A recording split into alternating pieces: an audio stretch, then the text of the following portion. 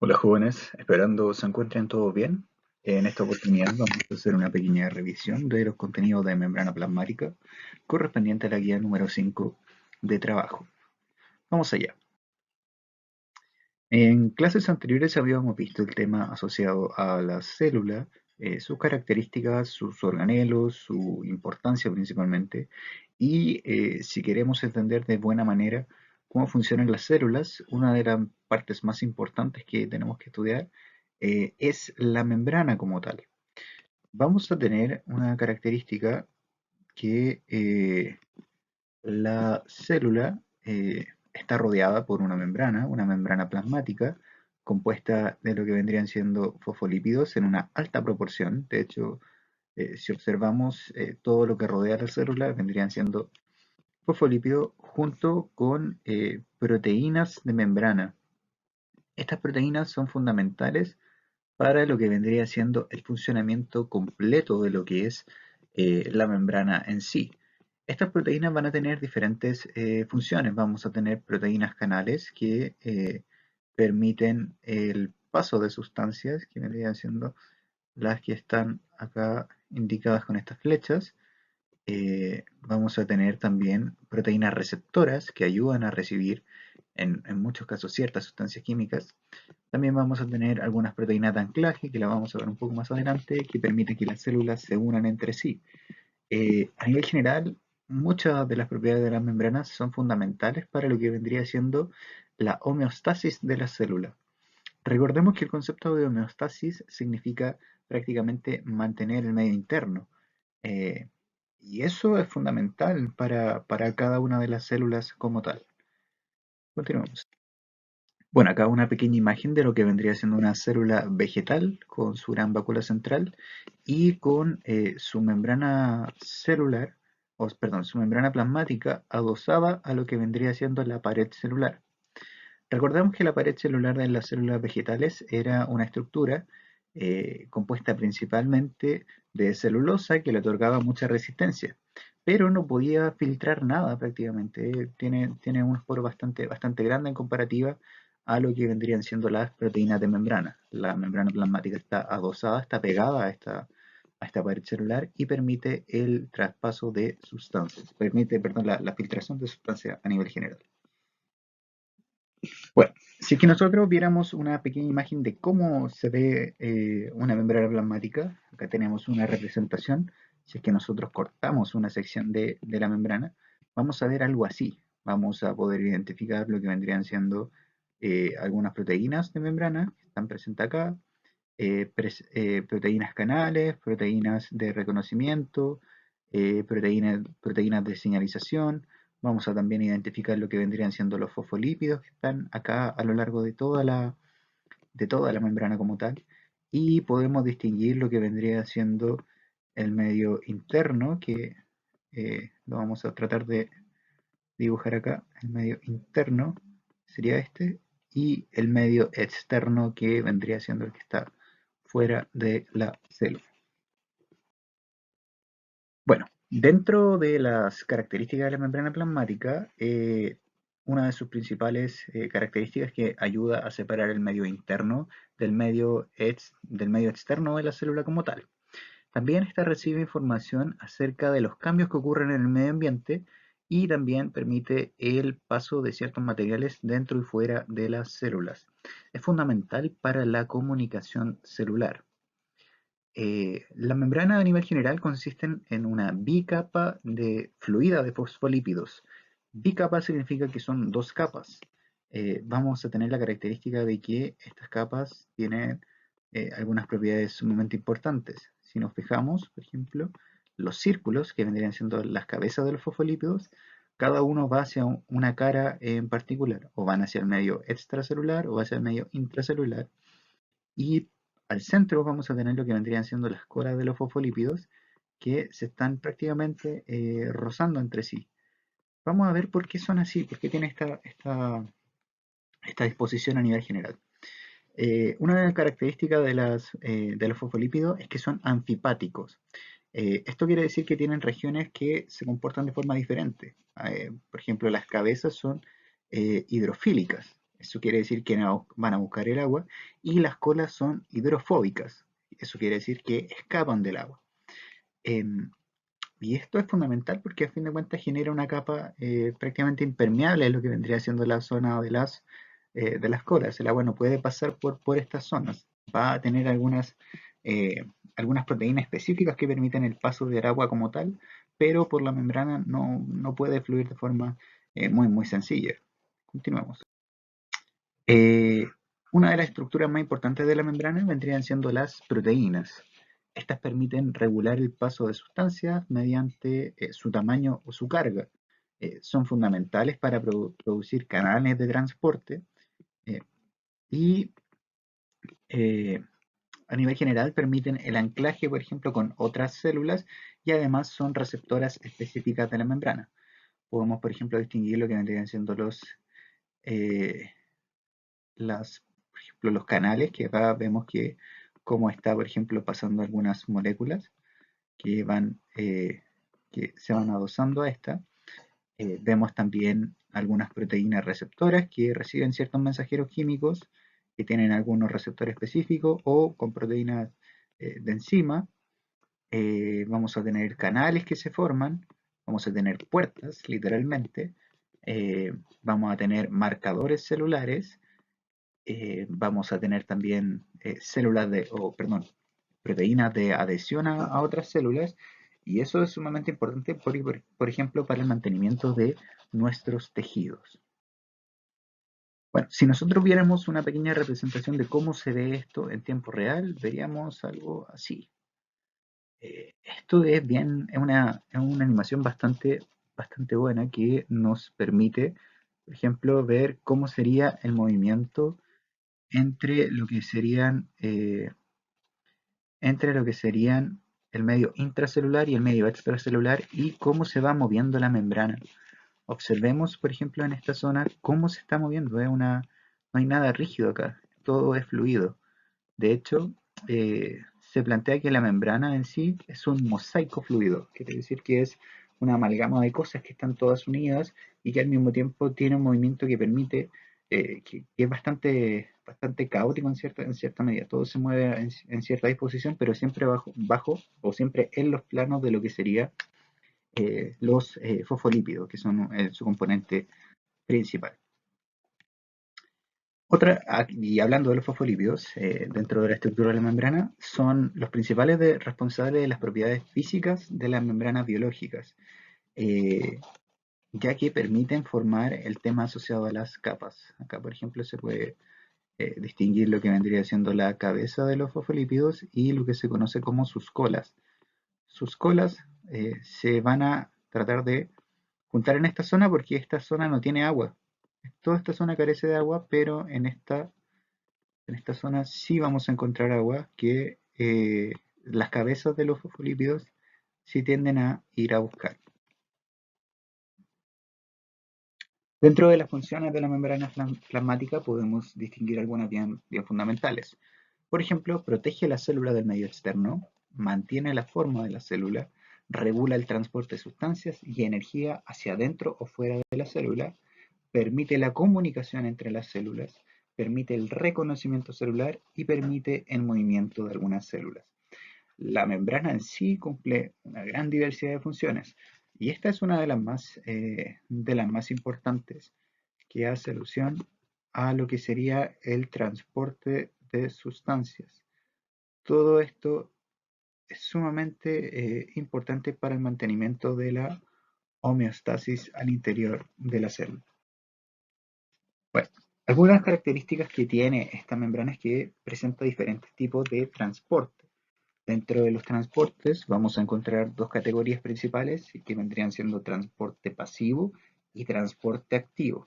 La diferencia de estos transportes es que el transporte pasivo no genera ningún gasto de energía, mientras que el transporte activo requiere la aplicación de cierta energía, y esta energía es química, principalmente empleada gracias al ATP. Vamos a tener la característica de que en muchos casos estos tipos de transporte responden a lo que vendrían siendo ciertos gradientes.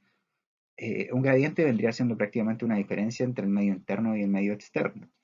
Y acá podemos encontrar que, por ejemplo, si hay mayor cantidad de sal fuera de la célula que dentro de la célula, el agua al interior de la célula tendería a salir por un tema asociado a gradiente y propiedades propias del agua. Pero cuando la célula, por ejemplo, ya tiene una alta concentración y sigue y necesita seguir absorbiendo ciertos nutrientes, va a generar un gasto de energía al tener que eh, tomar esta partícula y entrarla literalmente a la fuerza a lo que vendría siendo al interior de la célula. Una de las características del transporte pasivo, o uno de los tipos de movimiento, perdón, vendría siendo lo que es la difusión. La difusión es el movimiento de una sustancia a favor de su gradiente de concentración desde una región de mayor concentración a uno de menor concentración. Y uno de los tipos de transporte pasivo más comunes vendría siendo la difusión simple, la cual ocurre a través de una membrana biológica. Las moléculas se mueven directamente a través de la membrana a favor de su gradiente de concentración. Acá, por ejemplo, se muestra un pequeño video donde algunas partículas atraviesan simplemente, sin necesidad absolutamente de nada, de un gasto energético, de nada, solamente pasan a través de la membrana. Esto ocurre con algunas hormonas, por ejemplo, que no tienen mayor dificultad para traspasar lo que vendría siendo la capa de fosfolípidos, sin problema.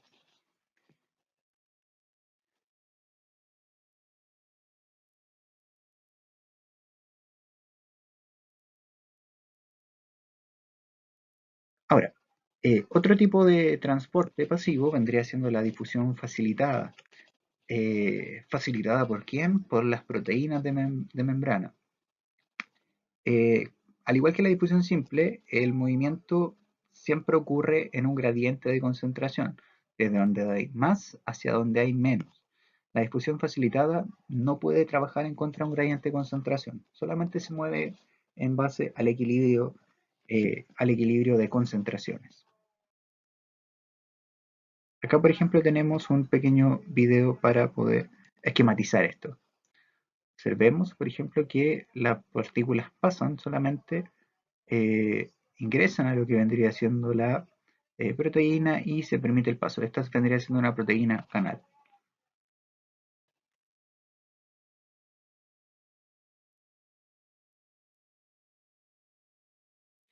A diferencia del transporte pasivo, en el transporte activo, la célula va a gastar energía metabólica para poder mover iones o moléculas a través de la membrana.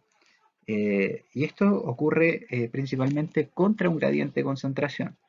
Si observamos acá, una de las características que ocurren es que se inyecta prácticamente energía en forma de ATP en esta zona. Y esto quiere decir que prácticamente las, la célula está gastando energía para poder ingresar mayor concentración de lo que vendría siendo una molécula, una sal, a su interior. Hay dos tipos de transporte activo que generan un gasto bastante grande en el interior de la célula, y que vendría siendo la endocitosis y la exocitosis. La diferencia entre ambas las podemos ver de una forma bastante bien. En la endocitosis, materiales como partículas de alimentos se mueven al interior de la célula. Este es un proceso donde a través del medio extracelular se absorbe mediante un plegamiento de la membrana lo que vendrían siendo los materiales externos. Observemos acá, el movimiento vendría siendo desde el medio extracelular hacia el medio intracelular. En este caso, podemos observar cómo la membrana se está doblando. En este movimiento se gasta mucha energía, porque una de las cosas que se producen es que prácticamente se rompe parte de la membrana y se tiene que autosellar. Esto sería similar a un trabajo con burbujas. O sea, usted si quiere puede achicar parte de una burbuja sacrificando cierta parte de lo que vendría siendo la membrana. Por eso se dice que este proceso disminuye el área superficial de la membrana plasmática. Es un proceso que gasta mucha energía al interior de la célula. Otro de los procesos vendría siendo el proceso de exocitosis, en el cual la célula va a expulsar producto de desecho o va a secretar ciertas sustancias hacia el medio extracelular. Eh, y este proceso, al igual que la endocitosis, va a generar un gasto bastante grande de energía. Ahora, a diferencia de la endocitosis, en la exocitosis ocurre el proceso inverso a lo que vendría siendo el tamaño de la membrana, sino que en esta oportunidad lo que se va a hacer es incrementar la superficie de la membrana como tal porque se le está añadiendo una zona adicional. Jóvenes, para esta oportunidad realizaremos un pequeño experimento donde vamos a utilizar diferentes concentraciones y vamos a poner en ellas lo que serían vegetales, como en el caso de la zanahoria que le solicité, o en mi caso uvas, porque las zanahorias estaban un poco escasas, así que preferí utilizar esto. Y para realizar el experimento vamos a necesitar cosas bastante simples. Primero vamos a necesitar agua de la llave normal, que vamos a tener que marcar cada uno de los vasos presentes con esto. Segundo, vamos a necesitar agua destilada, que ahí puede ser un poco más complicado. Y lo tercero, vamos a necesitar sal. Le vamos a echar agua de la llave y vamos a aplicar sal como tal. Bueno, lamentablemente acá en mi casa no tengo una pesa para poder masar lo que sería cuánto masa cada una de las uvas como tal, con el fin de ver las diferencias que habrían al final del proceso. Bueno, en el vaso número uno apliqué lo que sería solamente agua destilada. El agua destilada es agua absolutamente sin minerales, está en su estado más puro, H2O puro lo más posible. Y vamos a ver las diferencias que van a existir. Por ejemplo, observemos bastante bien lo que sería la uva en el estado uno. De ahí voy a hacer el poder de la edición y vamos a ver qué es lo que pasa después de varias horas, ¿ya? En el segundo caso tenemos agua de la llave. Sabemos que el agua de la llave es sumamente, bueno, no es muy sana, tiene muchos minerales, pero al mismo tiempo tampoco las concentraciones son tan elevadas. Depende de la zona, pero al menos cerca de mi casa no son tan elevadas. A nivel general, este va a ser nuestro control, para que veamos las diferencias. Observemos cómo está bien la uva. Y finalmente, tengo un problema ahí. Y finalmente vamos a tener el agua con sal, que este sería el número 3 que se me borró el número. Lo tomé sin cuidado. Y fijémonos, de hecho, es curioso, la uva está flotando. Vamos a ver qué es lo que pasa con esto, que de hecho es bien interesante. En su caso, si es que lo están haciendo con una zanahoria, van a notar bastante diferencia. eh, pero en el caso de las uvas, era más que nada para probar. Bueno, era lo que tenía más a mano. Observemos esto y comparémoslo después con los resultados que nos va a entregar el fin del experimento. Bueno, luego de cerca de 48 horas de exposición de estos materiales, vamos a ver cómo están. Teníamos una muestra de control que vendría siendo la uva de la llave. Vamos a dar vuelta a esto para que veamos cómo están. Yo los acabo de sacar. Bueno, se escapó. No vamos a encontrar grandes cambios. De hecho, una de las características que va a tener es que se va a mantener en su forma habitual. La dureza no ha cambiado prácticamente nada. No hay mucha absorción tampoco de agua por parte de la uva. Y en fin, a fin de cuentas, nos permite describir muy bien lo que vendría siendo eh, un medio relativamente isotónico, un medio relativamente equilibrado entre el medio interno y externo de la uva. Es difícil más o menos conseguir una solución que sea así en términos generales. Vamos a ver qué es lo que pasa si nosotros ponemos a la uva en un medio hipotónico.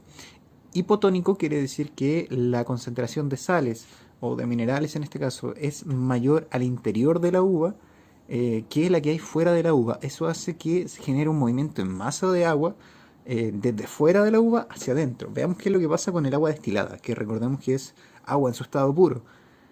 Fijémonos cómo está la uva. Bueno, si es que la podemos... Es difícil que se aprecie acá, pero literalmente la uva está casi reventada. De hecho, está muy dura. Eh, Cuesta mucho apretarla, si soy honesto. Y eso es por toda la cantidad de agua que entró al interior de esta uva como tal. Fíjense, de hecho acá se nota cómo incluso se llegó a partir. Esta uva yo la dejé 48 horas y se está... No, pero ahí se está pudriendo prácticamente. Esta uva yo la dejé 48 horas y en ese tiempo generaron un cambio bastante drástico. Ahora veamos qué es lo que pasa si nosotros, o qué pasó con la uva que nosotros dejamos en sal, que vendría siendo el medio hipertónico. Quiere decir que hay mayor concentración de sales fuera de la uva como tal, o fuera de la célula en este caso, que dentro. ¿Qué es lo que pasa con el transporte que ocurre? Veamos la uva. Vamos a ver el tema de... El zoom no me está acompañando mucho ahora. Todavía no. Ahí sí. Observemos. Le falta una gran cantidad de turgencia, una gran cantidad de rigidez. Es una uva que está bastante blanda a nivel general. Y eso es por la cantidad de agua que salió de la uva gracias a el medio que la rodeaba. En este caso el medio era un medio con mucha sal. Y eso hacía que el agua que estaba dentro de esto saliera, se escapara literalmente de la uva como tal. ¿Ya? Así que si es que nosotros vemos esto, podemos encontrar diferencias bastante llamativas entre cada uno de los tipos de medio donde se encuentran las células como tal y cómo se va generando este transporte. Vamos a ir viendo un poco más en detalle los tipos de transporte a nivel general, eh, con descripciones bastante generales, pero cuando veamos, por ejemplo, la unidad de homeostasis, va a ser fundamental, debido a que nosotros, por ejemplo, siempre tenemos que mantener un medio interno equilibrado. ¿Y qué ocurre si no mantenemos ese medio interno equilibrado? Nuestro cuerpo va a comenzar a sufrir algunos problemas. De ahí uno de los sistemas que vamos a tomar tiene que ver con la regulación de las sales en nuestro cuerpo. Por ejemplo, ¿qué pasa cuando una persona consume mucho sodio? ¿Qué pasa si uno en la noche se come no sé, un kilo de papas fritas con mucha sal? Probablemente una de las cosas que le digan es que va a retener líquido. Y la pregunta es, ¿por qué va a retener líquido? Así que vamos a trabajar un poco en esos conceptos. Jóvenes, les quiero pedir una pequeña disculpa porque he tenido algunos problemas técnicos, personales, que salieron un poco de esto y hicieron que este video se demorara un poco más. De hecho, inicialmente lo había hecho con zanahorias, como se los pedí en la guía, y lamentablemente hubieron algunos accidentes asociados a eso que no permitieron que pudiera desarrollar el experimento como tal con zanahorias, pero las uvas igual sirvieron en su propósito. Espero que todos estén muy bien, cuídense mucho.